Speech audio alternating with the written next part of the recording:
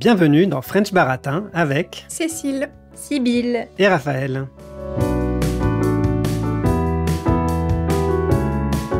Parmi les personnalités françaises dont le compte Instagram dépasse le 1 million d'abonnés, on trouve de nombreux influenceurs connus pour leurs vidéos amusantes comme Squeezie ou Léna Situation. Mais aussi notre président Emmanuel Macron et même l'homme politique d'extrême droite Jordan Bardella. Les réseaux sociaux seraient donc un endroit où on peut suivre les débats politiques. Mais tous les points de vue sont-ils bien représentés à égalité sur les réseaux sociaux ? Les informations qu'on peut y lire sont-elles toujours fiables ? Cela paraît très peu probable puisque tout le monde peut y écrire ce qu'il veut et que la modération y est très limitée. L'exemple de Meta est parlant. L'entreprise a supprimé son programme de fact-checking aux États-Unis début 2025. On pourrait alors craindre que les réseaux sociaux soient envahis de discours trompeurs qui empêcheraient le bon fonctionnement des démocraties. Les réseaux sociaux nuisent-ils à la démocratie ? C'est la question du jour dans French Baratin. Alors, pour commencer, on va commencer avec notre petit quiz habituel. Et je vais poser quelques questions à Cécile et Sibylle sur les réseaux sociaux, de manière générale. Okay. Donc, à votre avis, ou est-ce que vous savez plutôt, quel est le plus ancien réseau social qui existe toujours encore aujourd'hui ? Facebook. Oh, je pense qu'il doit y avoir encore plus ancien, genre MySpace, je crois que c'est considéré comme un réseau social et c'est ancien. Ouais, je dirais MySpace, mais vraiment juste comme ça. Eh bien, en fait, c'est LinkedIn qui a été créé en mai 2003. D'accord. Ah, Facebook a été créé en février 2004. D'accord. Et alors, j'aimerais quand même juste préciser qu'il y en a d'autres, effectivement, qui ont existé avant encore. Le tout premier, en fait, qu'on considère comme étant un réseau social, a été fondé en 1997 et il s'appelait 6degrees.com. Et en fait, il était basé sur la théorie des 6 degrés de séparation entre tous les individus de la planète. Et il y avait déjà les fonctionnalités de publication d'informations, d'envoi de messages, d'invitation des contacts, etc. D'accord. Mais celui-là, il a fermé en 2001. ah oui, donc ça a été relativement rapide. Oui. Alors, question suivante. Combien de tweets #MeToo entre 2017 et 2022 ? Des tweets #MeToo. Ouais. Combien est-ce que le mouvement #MeToo a-t-il généré de tweets entre 2017 et 2022 ? Je sais pas du tout. Des millions ? Dizaines. Ah ouais, toi tu dis des millions. Moi, comme d'habitude, j'étais partie tranquille, j'allais dire des dizaines de milliers, mais en général, quand je reste dans des chiffres modestes, j'ai tort. Donc, je pense qu'on peut dire les millions de Cécile. Ouais. Cécile est carrément plus dans le bon ordre d'idée, ouais. T'as envie de préciser, l'une de vous, non ? 40 millions ? Ouais, pas mal.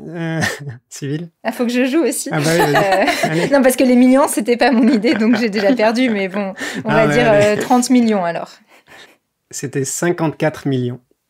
Oh, c'est pas mal, Cécile, bravo. Ouais, pas mal. Ouais. Pas mal. Ouais. Comme quoi, Ouais. le pifomètre, ça marche bien. Faut peut-être expliquer que le pif, c'est une façon familière de dire le nez. Tout à Et fait. du coup, le pifomètre, c'est... on dit t'as fait au pifomètre quand t'as complètement inventé un chiffre au hasard ça. parce que t'as fait ça avec ton nez, qui Voilà. a priori a pas de compétences mathématiques. Le flair. Le flair. Le flair, ouais, c'est à vue de nez, on dit aussi. C'est ça. Voilà, donc j'ai posé cette question pour un peu mettre en avant l'impact, l'idée des campagnes qui pouvaient être lancées sur les réseaux sociaux et la dimension que ça pouvait atteindre quand même, quoi. Parce qu'avec MeToo, c'est vrai que moi-même, quand j'ai vu le chiffre, j'étais surpris. Je pensais pas que c'était autant, en fait. Ouais, c'est fou. Et du coup, est-ce que vous avez d'autres exemples de campagnes politiques ou sociétales qui ont exploité les réseaux sociaux avec succès ? C'est vrai qu'on a toujours MeToo en exemple. Ouais. Je pense peut-être les gilets jaunes, mais je sais pas quel aurait été le hashtag ou le mot-clé utilisé sur les réseaux sociaux. Après, il n'y a pas forcément besoin d'un hashtag. Ouais. L'idée, c'est que ça serve de plateforme pour s'organiser ou voilà. Pour un mouvement spécifique. Quoi. Un mouvement spécifique. Je sais, les printemps arabes. Tout à fait, ouais, exactement. Un autre exemple ? Un peu plus tôt encore, Oui. Plus tôt ? Dans le temps ? Plus tôt ? Plus vieux ? Dans le temps. Plus vieux, Okay. plus ancien, c'est ça. Donc, il y a les mouvements un peu sociétaux comme ça, mais il y a aussi tout ce qui est campagne politique. Ah oui, Obama peut-être. Voilà, exactement. Oui, c'est à ça que je voulais en venir, effectivement. D'accord. Donc, Barack Obama a réussi à générer pas mal de, enfin, comment dire, de messages, quoi. Voilà, tout à fait. Il n'était pas le premier, mais voilà, c'est lui qui est peut-être le plus D'accord. connu pour avoir bien su gérer les réseaux sociaux Sa campagne. pour rassembler voilà, autour de sa campagne. Hyper intéressant. Mm. Bravo, Barack. Ok, dernière question. Qu'est-ce que c'est qu'une usine à trolls ou ferme à trolls et quand est-ce qu'on a pour la première fois constaté leur existence? Une usine à trolls, alors je sais pas si c'est des humains ou des bots, des robots, mais qu'on envoie écrire des commentaires contre ce qui a été publié. Et du coup, ça fait une réaction en chaîne. En tout cas, ça va générer des faux avis ou des faux commentaires et Ouais. on croit que ce sont des vraies personnes. Ouais. Et du coup, moi, je me demande si là, quand tu parles de ferme à troll, c'est n'importe quel groupe de gens ou de robots qui produisent des messages comme ça en série pour faire de la désinformation, parce qu'un troll sur les réseaux sociaux ou sur Internet, c'est ceux qui viennent un peu mettre la pagaille dans une discussion, dire des choses qui n'ont pas de rapport avec la discussion ou simplement mettre en avant des opinions problématiques. Ou si ce terme il désigne plus spécifiquement les groupes mis en place par des gouvernements qui cherchent à faire de la désinformation, comme par exemple, j'ai lu qu'en Russie, il y a l'agence de recherche Internet qui compte plusieurs centaines de salariés à Saint-Pétersbourg et ces salariés passent leur journée à faire de la désinformation sur les réseaux sociaux. Voilà, est-ce que c'est peut-être ça une ferme à trolls? C'est ça, ouais, c'est exactement ça. Et c'est la première aussi qui a été identifiée, effectivement, celle dont tu viens de parler. L'agence de recherche Internet IRA. L'Internet Research Agency, IRA, qui a été identifiée en 2014 et qui avait été créée par Evgeny Prigogine, le patron de Wagner. Ah oui. À la demande de Poutine, évidemment, pour mener des campagnes de désinformation, en particulier aux États-Unis, mais de manière générale pour améliorer aussi notamment l'image de Poutine après sa première invasion de l'Ukraine en 2014. Et après, ils ont continué effectivement leur travail de désinformation. Ils ont continué avec la campagne électorale aux États-Unis en 2016 pour discréditer Hillary Clinton et favoriser Trump, etc. etc. Oui, j'ai vu qu'ils étaient très réactifs parce que quand il se passe quelque chose, juste après, ils peuvent faire de la désinformation dans le sens qui arrange le gouvernement russe. Et donc, par exemple, juste après, en même temps, ils pouvaient être au courant, mais juste après l'invasion russe en Ukraine, là, ils ont mis plein de désinformations pour essayer de faire croire que le gouvernement ukrainien avait pris la fuite. Et là, ça n'a pas très bien marché. Les Ukrainiens ne l'ont pas cru, mais s'ils l'avaient cru, ça aurait quand même nui beaucoup à leur motivation pour se battre, forcément. Ah complètement, oui. Et c'est légal Enfin...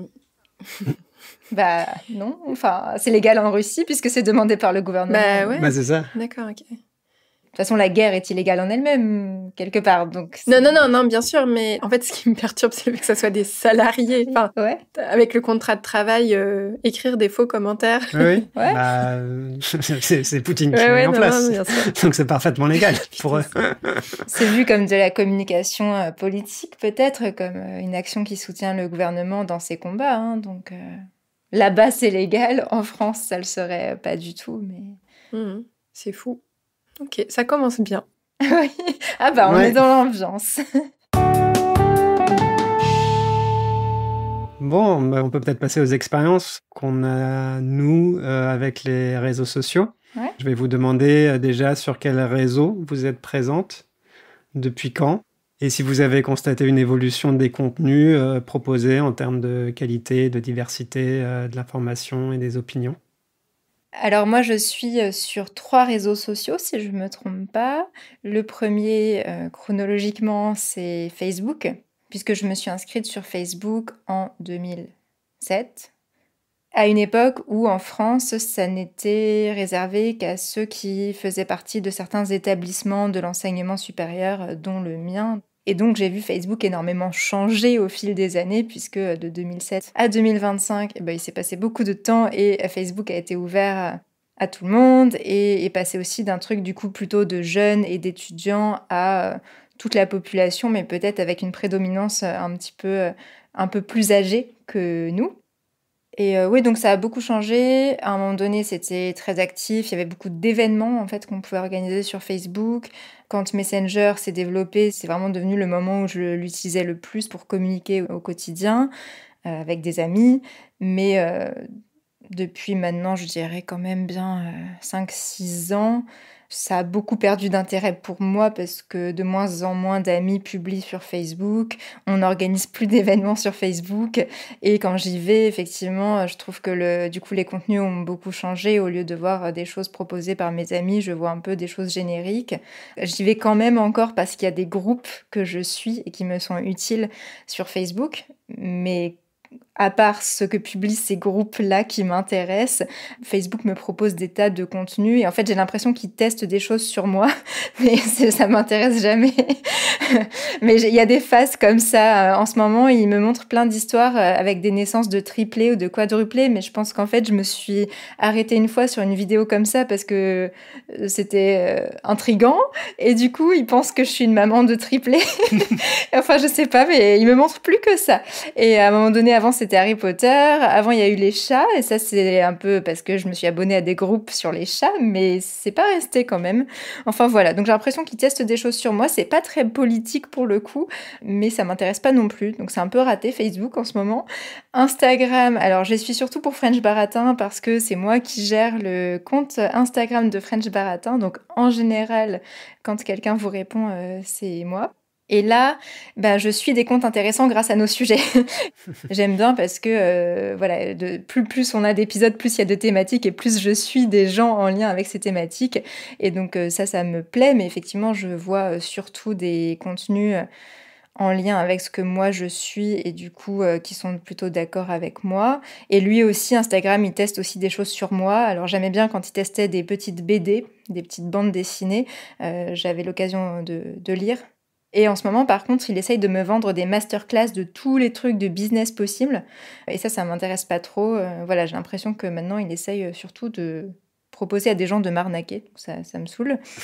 Et le troisième réseau sur lequel je suis, c'est LinkedIn, où je suis depuis peut-être... je sais pas, une dizaine d'années, mais je l'utilise plus activement récemment parce que j'ai compris que c'était utile pour mon activité de recherche historique en tant qu'indépendante.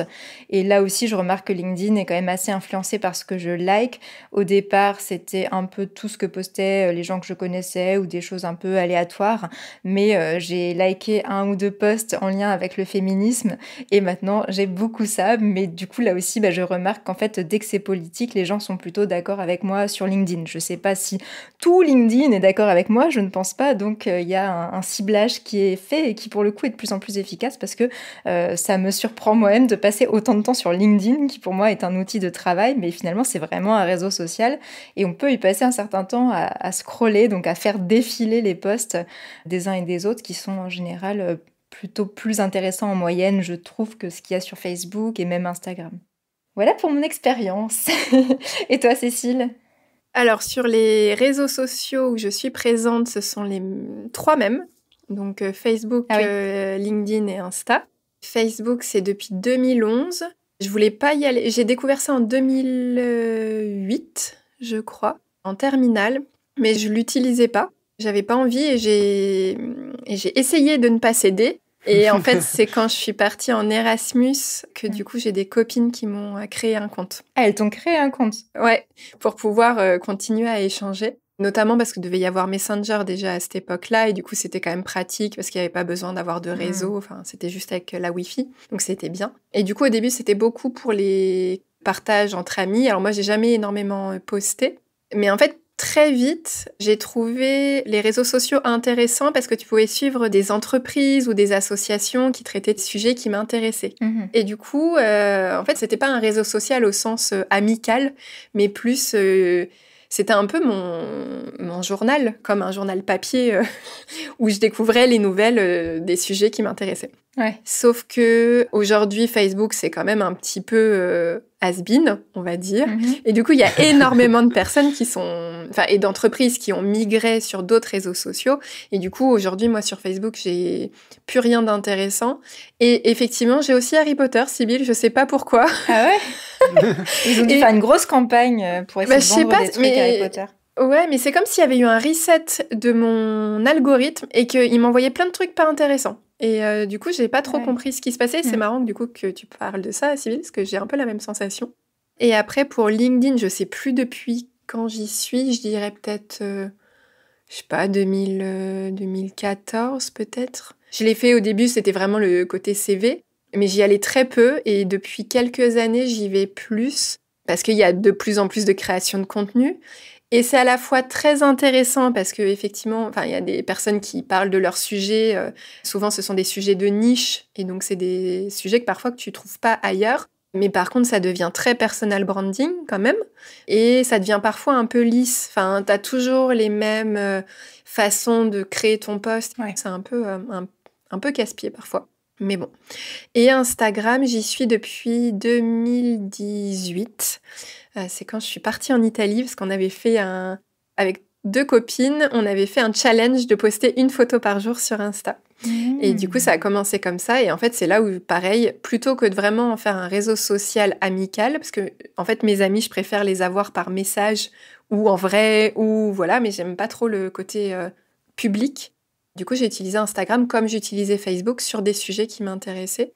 Et je trouve qu'en termes de qualité, moi, je suis toujours super contente de ce que j'ai dans mon fil d'actualité. Par contre, ce qui a énormément changé ces 2-3 dernières années, je crois que j'ai été l'une des dernières à qui on a mis de la pub, parce que ça s'est fait petit à petit.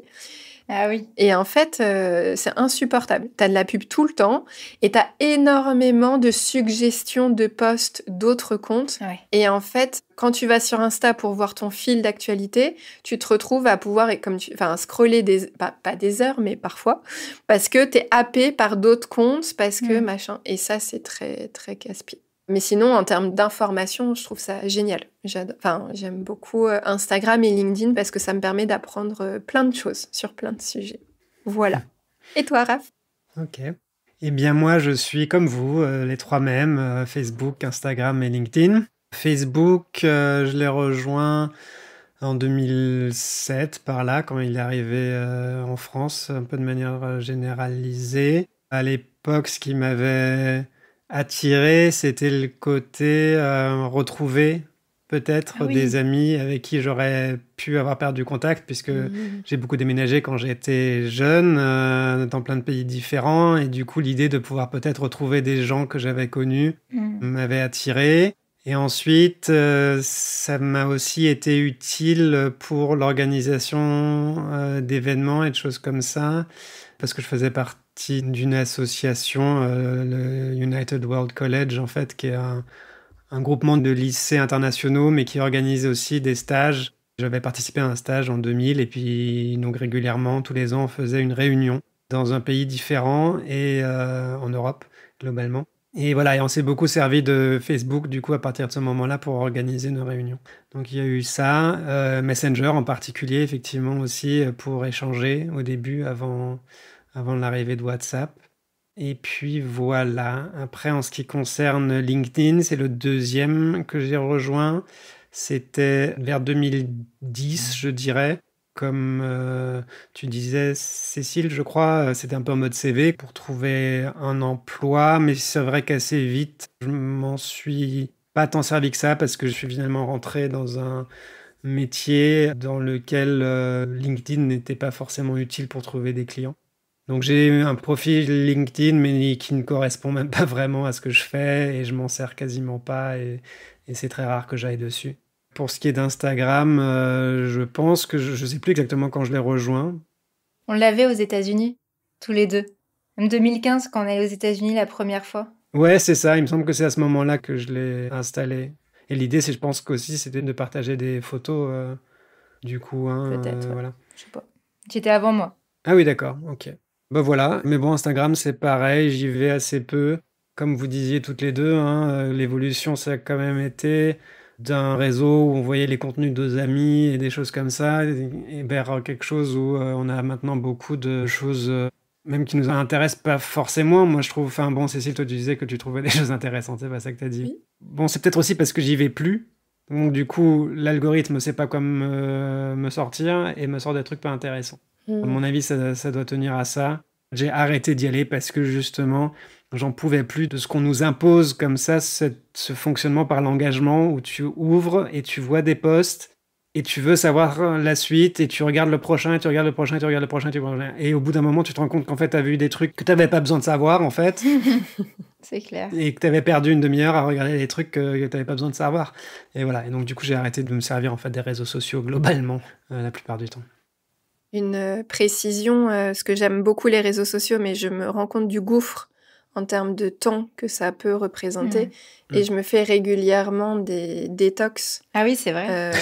complètes de réseaux sociaux. Parce que j'ai un caractère addictif et donc je sais que je suis très facilement... Voilà. Du coup, j'ai fait des détox qui ont pu durer jusqu'à 8 mois, la plus grande détox. Ah ouais. Et, mais par contre, à chaque fois que j'ai des vacances, je commence une détox et après, je vois jusqu'à quand je tiens. Mais c'est fou comme ça. Ouais. Parce que tu l'as très bien dit, Raph, il y a plein de choses qu'on n'a pas besoin de savoir. C'est ça. Donc, parce que entre ce qu'il y a d'intéressant et ce qui n'est pas utile, du coup, ça demande du temps en fait de trouver la pépite entre guillemets. Ouais, exactement. Et du coup, on voit un truc qui nous intéresse, on se dit peut-être que le prochain il sera intéressant aussi. On passe au prochain, pas intéressant. Peut-être le prochain, pas intéressant. Peut-être le prochain, pas intéressant. Peut-être le prochain, celui-là c'est intéressant. Peut-être qu'il y en aura un qui est intéressant de nouveau. Et hop, tu continues.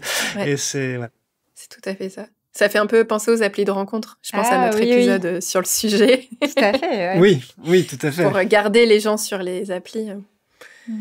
Ça fait penser aussi à la junk food parce que j'avais lu que quand on ne trouve pas une nourriture très bonne, on n'est pas suffisamment satisfait et donc on continue à manger plus que si vous mangez une nourriture qui vous plaît vraiment beaucoup, où là vous allez vous arrêter quand vous avez été tellement content que vous n'avez pas besoin de continuer. Ouais. Avant d'aller plus loin, un petit rappel. Nous produisons ce podcast sur notre temps et notre argent personnel et nous souhaiterions qu'il reste sans pub. Vous pouvez nous soutenir pour le prix d'un café sur Patreon. Vous trouverez le lien dans la description. Merci beaucoup à celles et ceux qui le font déjà. Bon, eh bien, je propose qu'on passe maintenant à notre discussion sur ce sujet. Donc, est-ce que les réseaux sociaux nuisent à la démocratie ? Et du coup, la question, c'est un peu quel est le rapport déjà entre réseaux sociaux et démocratie, à ton avis, Cécile? Ça a longtemps été une bonne question. Parce que je comprenais pas pourquoi on se posait... je comprenais pas pourquoi on se posait autant de questions de l'influence des réseaux sociaux sur la démocratie, parce que justement, je trouvais que démocratie, c'est le pouvoir du peuple. Ouais. Et je me disais, c'est génial, les réseaux sociaux, on a tous une voix pour parler. Alors que avant, il y avait juste les journalistes qui avaient du coup une voix, mais qui représentaient pas forcément du coup la globalité. Enfin, ils présentaient les informations, on pourra en reparler du coup après. Puis il y avait les hommes politiques ou les hommes importants, mais il y avait tout le peuple en fait qui était pour moi laissé un peu à côté. Et je me disais, du coup, trop bien les réseaux sociaux. Aujourd'hui, tout le monde peut parler. Et en fait. C'est pas forcément... parce que la dernière fois, j'ai écouté un podcast justement sur cette question-là. Et en fait, le pouvoir du peuple, c'est pas vrai parce qu'en fait, tout le monde ne parle pas déjà sur les réseaux sociaux. Apparemment, il y a 1% qui parle, 10% qui relayent et 90% qui s'engagent. Enfin, qui engagent avec le contenu. Est-ce que c'est ça? Oui, qui vont mettre des likes, des commentaires aussi. Ça compte comme engagement, ouais. Oui, je pense qu'ils vont... Ouais, c'est vraiment une minorité qui publie, que ce soit son propre contenu ou celui des autres. Ouais, d'accord, c'est intéressant. C'est ça. Et du coup, tout le monde n'a pas forcément une voix, en fait. On a la possibilité, mais tout le monde ne la saisit pas. Et après, en fonction de notre célébrité, on va avoir plus d'influence que d'autres et notre voix, du coup, va être plus impactante que d'autres. Et du coup, ça va créer des déséquilibres, etc. Mais ouais, je me suis posé pas mal de questions, justement, sur ça. Et après, la question, c'est... est-ce qu'on a tous le droit de parler, même de choses dont on ne maîtrise pas forcément les informations? Oui, est-ce que c'est une bonne idée Tu veux dire, parce que est-ce qu'on a le droit? Parce qu'on a le droit, mais est-ce que c'est une bonne idée? Oui, est-ce qu'on devrait? Oui. Puis je trouve que si on ne parle que des gens qui parlent sans savoir de quoi ils parlent, sans maîtriser leur sujet, c'est déjà moins grave que si on parle aussi de toutes les personnes qui savent très bien que ce qu'elles disent est faux, mais qui vont quand même le dire ou qui vont faire des exagérations, qui vont créer du conflit volontairement, en fait. Et ça, c'est quelque chose qui existe sur les réseaux sociaux et qui est même amplifié par la façon dont fonctionnent les réseaux sociaux. Et puis dans ce que tu disais aussi, chacun a une voix, mais si on utilise notre voix, on n'est pas sûr qu'elle atteigne tout le monde. Oui, il y a aussi ce problème-là, quoi. C'est vrai qu'en théorie, ça paraît génial, un outil où tout le monde peut se parler, on pourrait avoir des grands débats, mais finalement, les débats s'organisent par petites bulles de gens qui sont d'accord entre eux. C'est ça. Oui, ce qui est frappant, c'est que c'est un peu comme ça que ça nous a été présenté au début. Oui. C'était l'idée, justement, retrouver vos amis, parler avec vos amis. Voilà, ce côté... on peut parler avec tout le monde, et ce côté réseau global, on peut dire un peu nos avis, discuter, etc. Mais au fil du temps, ça a évolué. Il s'est produit tout ce que tu viens de dire, Sybille, là, avec des personnes qui postent des choses fausses, etc., etc. Mais au début, même au début, tu dis on pouvait retrouver ses amis. Et la notion de friend sur Facebook, ça montre bien que le but, c'était quand même pas de parler avec tout le monde, mais plutôt de parler avec les gens avec qui tu étais déjà en relation, potentiellement dans la vraie vie. Et paradoxalement, je pense que c'est justement le fait de l'ouvrir, d'avoir la possibilité de voir plus facilement des publications de personnes que tu ne connais pas dans la vraie vie, qui fait qu'on a l'illusion qu'on voit de tout, et qu'en réalité, on ne voit pas de tout parce qu'il y a ce qu'on appelle les bulles informationnelles ou les filtres informationnels qui font que les réseaux sociaux vont chercher à nous présenter surtout le contenu avec lequel ils pensent qu'on va interagir, et donc on va faire fonctionner le réseau social, et donc des choses qui sont censées nous plaire, a priori, ou nous faire réagir aussi. Tout à fait. Et je lisais que plus une publication va être binaire, Ah oui, qui appelle à un débat très tranché. T'es pour ou t'es contre, et t'as pas de zone grise où tu peux discuter, quoi. Ouais, c'est ça. Exactement. Plus l'engagement va être fort, parce que oui ou non, forcément, ça, voilà. Et du coup, il y aura pas de nuance. Et du coup, ça va vraiment radicaliser chaque personne dans son coin. Et comme en plus, on va récupérer de plus en plus de posts qui sont en accord avec ça, on a l'impression de se radicaliser de plus en plus. C'est vers ça que ça a évolué, d'autant plus que justement, les réseaux ont rédigé des algorithmes dont le but était de faciliter l'engagement pour des raisons purement économiques. Et l'engagement venant, en fait, par la psychologie humaine, en fait, du fait qu'on réagit plus fortement à un contenu négatif ou à un contenu plus choquant émotionnellement, l'algorithme, il découvre ça au fil du temps, et du coup, il booste ce genre de contenu, en fait. Oui. Et que tu dis économiquement, parce qu'en plus, il y a les influenceurs qui vont avoir des contrats avec des marques si ils ont un taux d'engagement, un nombre de followers, etc., etc.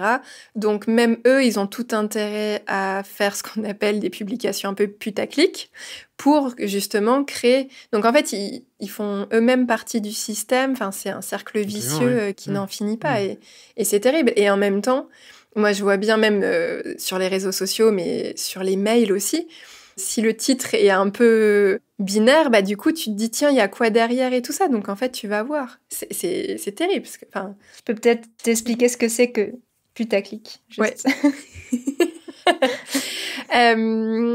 Comment expliquer qui donne envie de cliquer, mais c'est un... Je sais pas d'où ça. C'est vulgaire, quoi, parce que pute, ça veut dire une prostituée, et donc putaclic, c'est que tu te vends pour...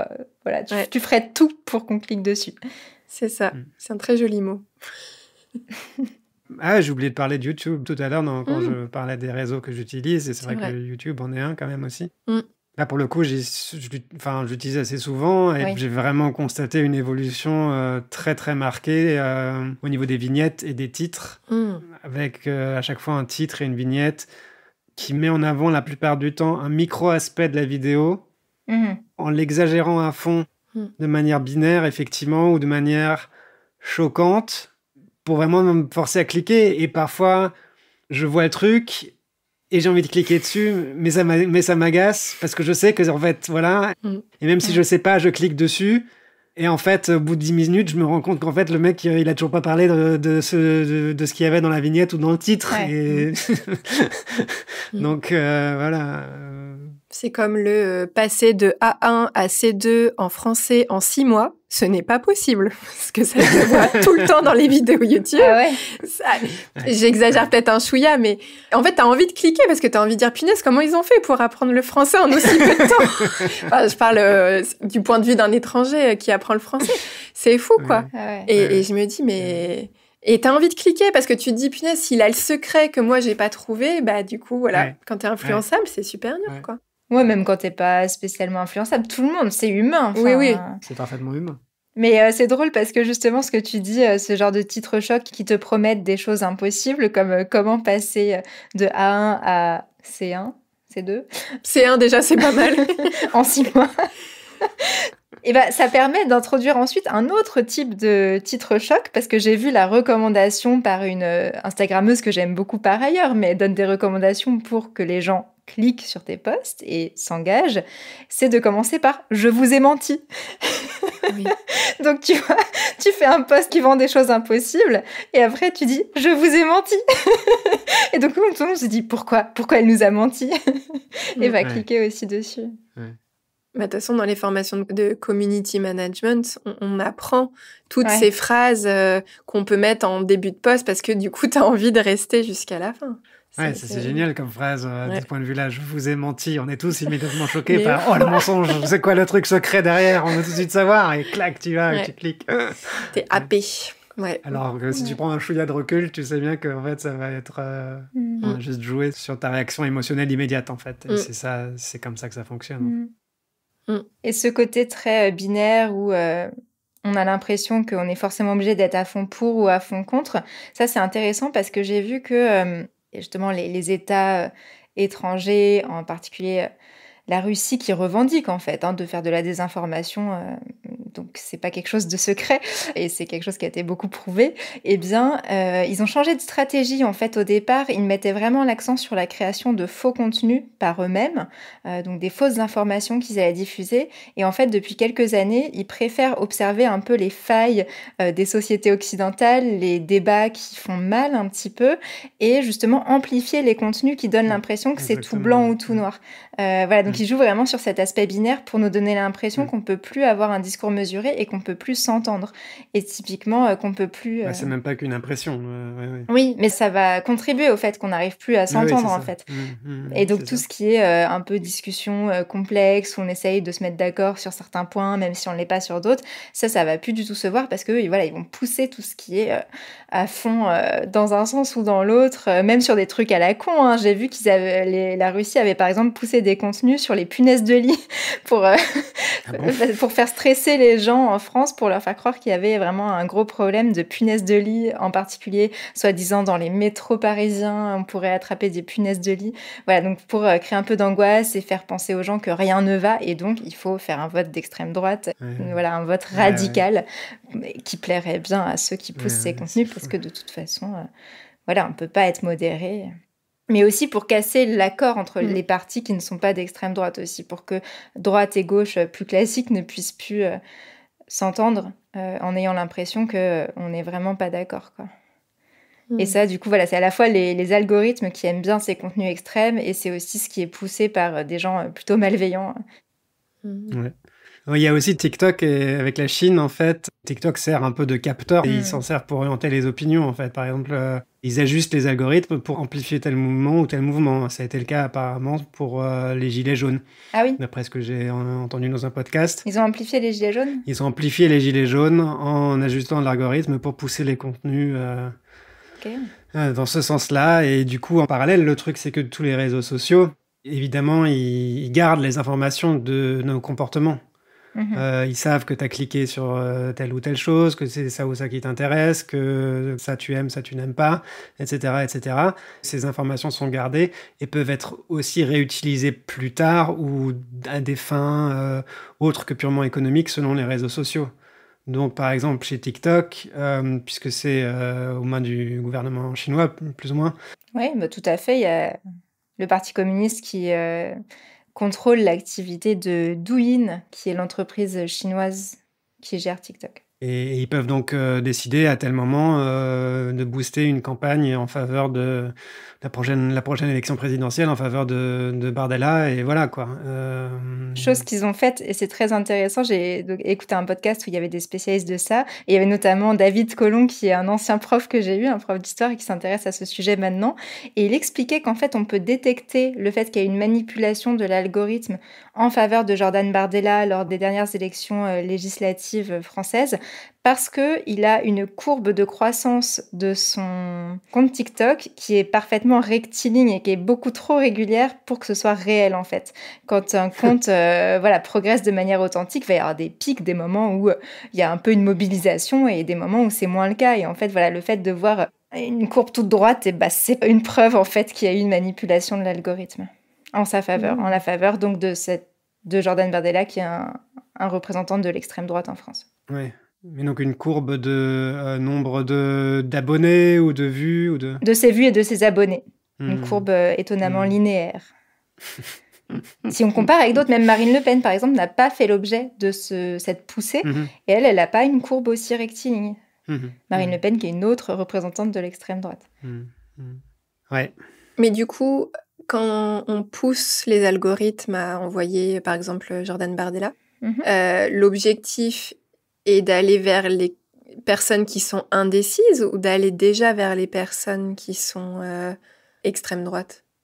Je pense effectivement que ça cible surtout les personnes indécises, parce que les personnes qui sont déjà convaincues, de toute façon... Bah oui, c'est pour ça que ça va les conforter, mais... Ça va juste les conforter dans leur bulle informationnelle. C'est peut-être plutôt les autres, du coup, qui auront une fois cliqué sur un contenu vaguement... d'extrême droite, ou même pas forcément d'extrême droite, juste un sujet qui est abordé par le Front National, le RN maintenant, le Rassemblement National. Et du coup, c'est rentré dans l'algo, et du coup, ils boostent ça, quoi. Mais, Oui, ce qu'ils expliquaient, c'est qu'en fait, dans le podcast que j'ai écouté, c'est les personnes qui sont un petit peu d'une opinion, à qui on va montrer des contenus pour qu'elles soient beaucoup plus de cette opinion. Ouais. Mais comme elles sont déjà un petit peu de cette opinion, elles n'ont pas l'impression d'être manipulées. Elles se disent ouais, ça me plaît, voilà. Mais en fait, si elles avaient eu des contenus plus variés, elles auraient peut-être pas renforcé cet aspect-là de leur opinion, quoi. Elles auraient peut-être même pu un petit peu changer d'avis. Je sens que sur mes réseaux sociaux, c'est plus radical que ce que moi je suis. Ouais, ah bah totalement, moi aussi. Ouais. Et ça me perturbe un peu, du coup. Je suis d'accord avec ce qu'ils disent, donc du coup je me dis, donc je suis plus radicale que je ne suis, mais après j'ai entendu ailleurs une autre opinion, et c'est plus nuancé, et je me dis, ah oui, mais j'étais d'accord avec eux, mais il n'y avait pas que ça à prendre en compte comme information. Et c'est là où je trouve que c'est assez vicieux. Si on n'a pas plus de sources d'informations, où on va sciemment chercher d'autres opinions, bah on est un peu... Et c'est vrai que ça peut vite devenir... un peu dangereux, en fait. Enfin... Bah ouais. Oui, en fait, voilà, si on a l'impression qu'il n'existe plus que des opinions radicales, on peut effectivement ne pas s'y retrouver ou se sentir obligé de rejoindre l'une des deux opinions radicales, ne plus savoir comment discuter autrement que par « je vous ai menti ». Non, mais ne plus savoir comment discuter de manière posée et nuancée et complexe. Mais c'est dur d'avoir d'autres opinions sur ces réseaux sociaux. Bah c'est ça. Et voilà, c'est dur d'avoir d'autres opinions parce que finalement, les gens modérés, en plus, ils sont pas poussés par l'algorithme, donc... Oui, en plus, oui. Oui, et du coup, ils sont découragés, ils s'expriment plus autant. Tout à fait. C'est ça. Et donc, du coup, à votre avis, est-ce que ce serait possible, en fait, de construire un réseau social sain, entre guillemets, qui ne nuise pas à la démocratie, et comment? Ça serait possible d'enlever les algorithmes? Il en faut un. Il en faut un pour choisir ce qu'on va te montrer. Mais on peut certainement travailler avec des mathématiciens ou autres pour choisir la chose la plus neutre possible, je sais pas. Ouais, même dès le début, en fait, ou très rapidement. Dès que tu commences à avoir 300 amis, par exemple... C'est beaucoup. Tu peux pas voir tous les posts de tes 300 amis sur ton mur. Ah oui, dans ce sens-là, oui. Ouais, c'est ça. Donc, immédiatement... Il faut avoir moins d'amis. Voilà, soit t'as moins d'amis, soit t'as un algorithme qui va faire une sélection pour toi. Mais ça peut être purement aléatoire, en fait, ce serait ça. C'est comme... Oui, d'ailleurs, dans les démocraties, c'est intéressant. Dans la Grèce antique, par exemple, le tirage au sort est un mécanisme qui a été beaucoup utilisé. Et finalement, le côté aléatoire, c'est démocratique parce que ça te permet de voir un peu de tout. Bah ouais, parce que sinon, je vois pas trop comment on pourrait faire. Ouais. Ouais, donc une sélection aléatoire entre tous les posts de tes amis et les posts des choses auxquelles t'es abonné. Et pourquoi pas une petite sélection aléatoire aussi de contenu externe pour que tu vois justement pas que les choses de tes amis. et que ce soit pas contrôlé par des personnes qui ont un objectif politique ou économique. Et c'est là que ça pose problème, parce que tout le monde a un objectif Exactement. économique et ou politique. Bah là, j'ai regardé une vidéo où il y avait 3 intervenants. L'un, c'était Sylvain Parasi, qui est directeur du Media Lab de Sciences Po. Et aussi, alors j'ai trouvé surtout intéressant les 2 premiers, ce monsieur Parasi et un autre monsieur qui s'appelle Renaud Chaput et qui est directeur technique du réseau social Mastodon. C'est un réseau qui, justement, cherche à être plus transparent et justement pas en mode aux mains d'une seule personne. Et donc, monsieur Parasi, lui, a parlé du fait d'essayer de trouver un modèle qui serait pas basé sur l'engagement des individus, où on capterait l'attention de l'individu le plus possible pour vendre de la publicité, en gros. Il suggérait ça comme piste. Après, il y avait aussi le point de la transparence, où il fallait faire plus d'efforts, parce que même si l'Union européenne a fait passer un règlement sur tout ce qui est numérique, il y a encore beaucoup à faire. En fait, les règles sont pas si contraignantes que ça pour les réseaux sociaux, etc. Et donc, ce fameux monsieur de chez Mastodon, il expliquait qu'en fait, eux, leur réseau, il n'y a pas qu'un seul acteur qui le contrôle, en fait. Ils ont plus de 10 000 serveurs dans le monde, mais qui sont chacun gérés par des entités différentes, dans des pays différents, avec leur propre politique d'hébergement et leurs propres règles. Et donc, ça fait que tout n'est pas géré par, comme il disait, un seul milliardaire américain blanc, quoi. Comme c'est la majorité des réseaux actuels, quoi. Et là, on ne vend pas de publicité. Et là, pour l'instant, ils ne font pas de publicité, non. D'accord. Après, à voir comment ça évolue, évidemment, mais... Ok, c'est super intéressant. Je connaissais même pas Mastodon. Ouais, non, il y a quelques exemples comme ça de réseaux qui ont essayé de se lancer avec des principes un peu plus éthiques, de transparence. Ah oui, parce que le code aussi chez Mastodon, il est open source. Enfin, il y a une transparence, on sait comment ça fonctionne, l'algorithme.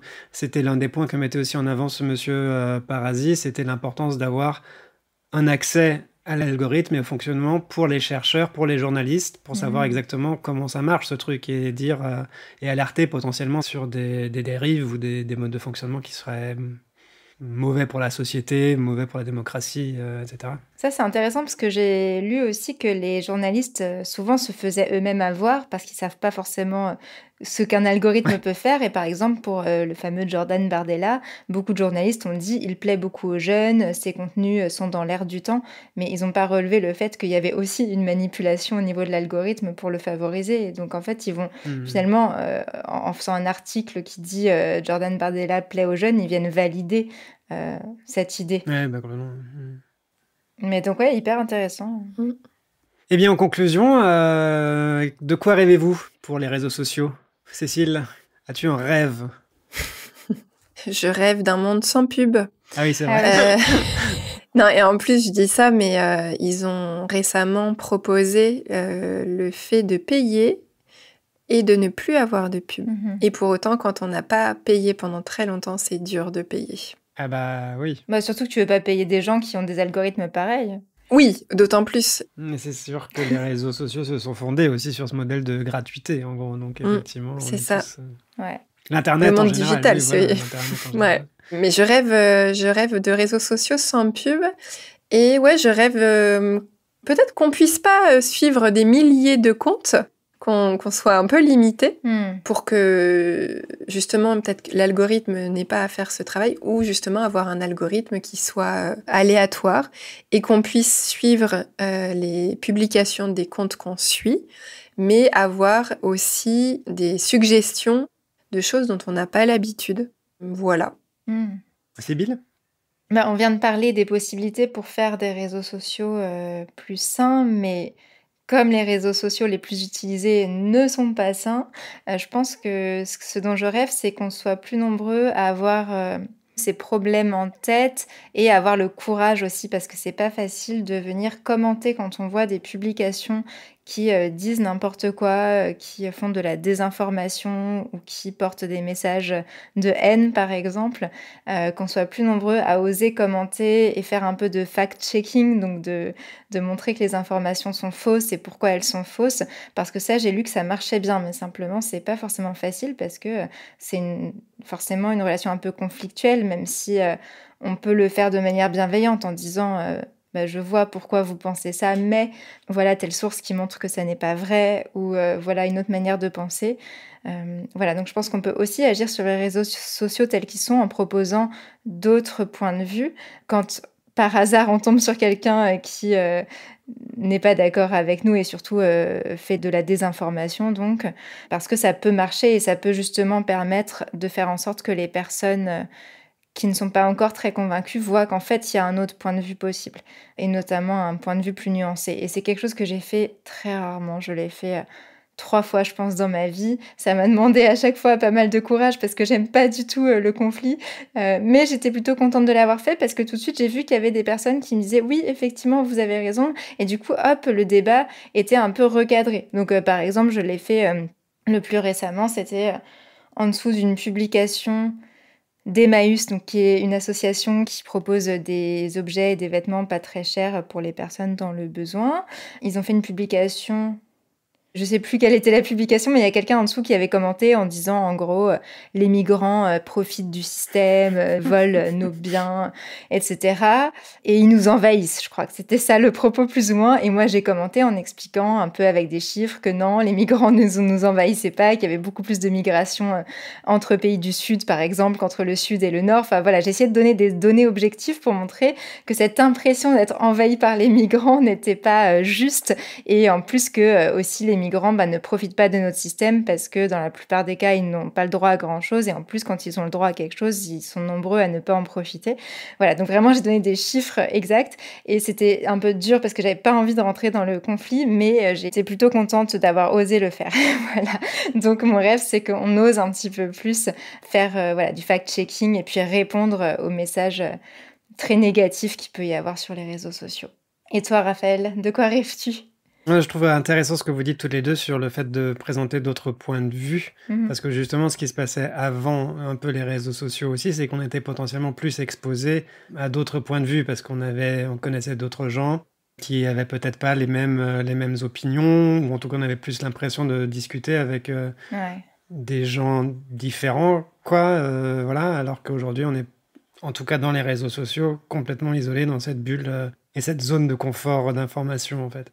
Donc moi, j'aimerais... alors, 2 choses, soit un réseau social ou comme chez Mastodon, par exemple, ou quelque chose dans ce genre-là, où c'est pas forcément, où il n'y a pas forcément des bulles qui se créent autant, ou des points de vue différents peuvent être proposés, des contenus plus diversifiés. Ou alors, peut-être aussi se poser la question, mais dans quelle mesure est-ce qu'on a réellement besoin des réseaux sociaux au fond, parce que, voilà, concrètement, en ce qui me concerne, en tout cas, je m'en sers pas. Alors, certains sont plus utiles que d'autres, clairement. Je me sers de WhatsApp, par exemple, qu'on peut potentiellement considérer comme un réseau social aussi. En tout cas, c'est un moyen de communication. Je me sers clairement de YouTube, donc oui, c'est une source d'information peut-être aussi, mais là, il faut faire gaffe à la désinformation. Et là, ça rejoint ce que tu viens de dire, Sybille. Je suis totalement d'accord avec cette idée de fact-checking. Ce dont je rêve, pour le coup, c'est qu'il y ait plus de fact-checking qui soit fait partout, et surtout dans le contexte de cette sorte de guerre informationnelle que nous livrent les dictatures, en fait, la Russie, la Chine, contre la démocratie. Enfin, il y a un moment donné, c'est...